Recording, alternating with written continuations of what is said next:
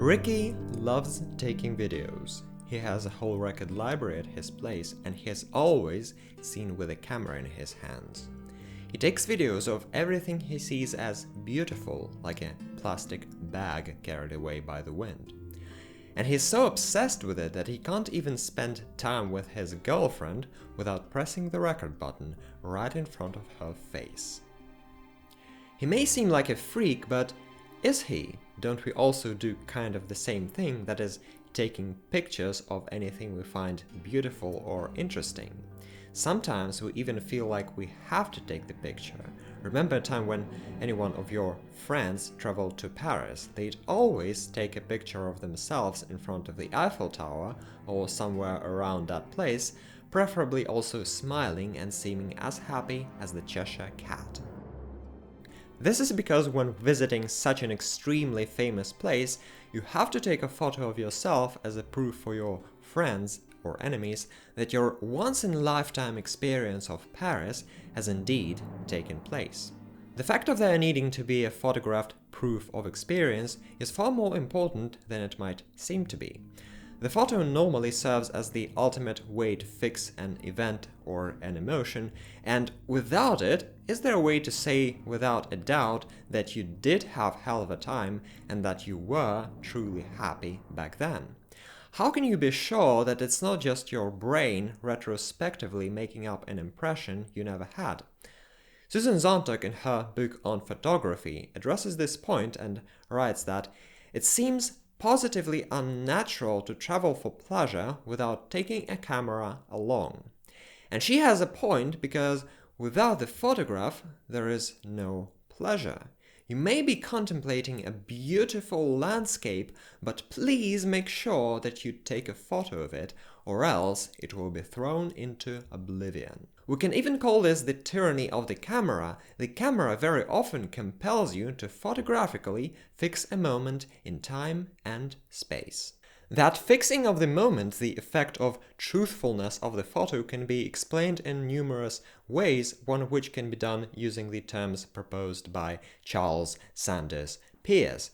He made a distinction between different kinds of signs, two of which are icons and indexes. The icons are the signs that resemble the objects they refer to, like this self-portrait of Van Gogh.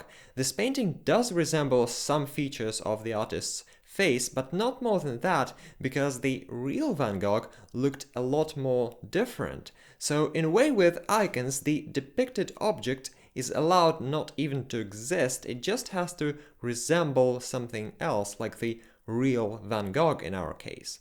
The index, on the other hand, is a sign that is directly connected to the object it refers to. For example, the smoke is a sign that there is some kind of fire beneath it. The smoke is caused by the fire, thus having a direct connection.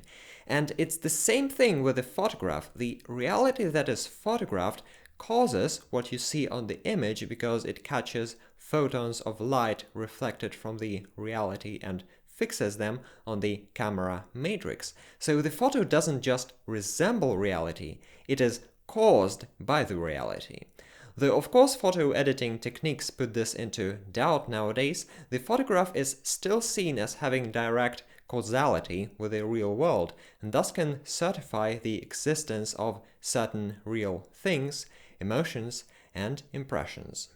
But if we take a closer look at the nature of photography, we may see that it is, on the one hand, a way of immortalizing the otherwise fleeting experience by fixing it on a hard medium, but on the other, it may also serve to be a substitute for the experience itself.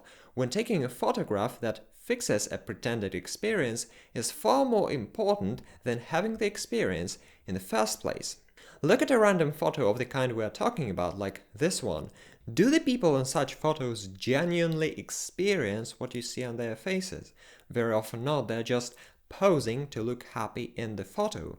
Maybe they'll go jump off the bridge after this, hope not, but you never know, because paradoxically, the photo can also be used to hide the genuine experience and substitute it with a socially positive image. The already mentioned Susan Sontag spoke on this paradox and said that A way of certifying experience, taking photographs is also a way of refusing it by limiting experience to a search for the photogenic by converting experience into an image, a souvenir. So it looks like the photograph can serve as a substitute for experience while manifesting itself as a proof of the experience. This correlates with Slavoj Žižek's idea of the interpassive subject, according to which in the world there are certain things that can experience an emotion instead and on behalf of someone else. An example of an interpassive subject is the laugh track in TV shows, the background laughter that is introduced when something seemingly funny has been said or done. Normally, the real audience wouldn't laugh in such cases, but since someone has to laugh as a result of hearing a funny thing, this function is performed by the laugh track instead of the real audience. Another example of an interpassive subject is a weeper, a sculpture of a weeping person which you can find near medieval tombs. They also perform an action that is crying instead of the real people who are supposed to mourn the deceased relatives. The interpassive subjects exist because there are certain rules that must be followed in a society, like mourning at funerals or laughing when watching comedies. But those rules can be followed by basically anything or anyone, not just the people who are most obviously supposed to follow them, that is, relatives and viewers in our case. And it works in the same manner with a photograph. It is also a kind of an interpassive subject that can experience, fix an emotion or an impression without anyone necessarily having to feel that emotion or have that impression personally, except for the photograph itself. And that is an issue because, for example, you can see how very often people don't travel for the sake of traveling itself, but they travel for the sake of taking a photo. The photo becomes the ultimate goal of the trip instead of your impression of the trip. And in the same manner for Ricky from the beginning of the video, taking a photo of a beautiful thing is far more important than contemplating the thing itself. Anyway, he might think the camera has better memory and will remember every detail of what you shoot, so why bother having the experience? The camera itself can have it perfectly well. This way, a camera can rob you of an emotion without your realization of having been robbed.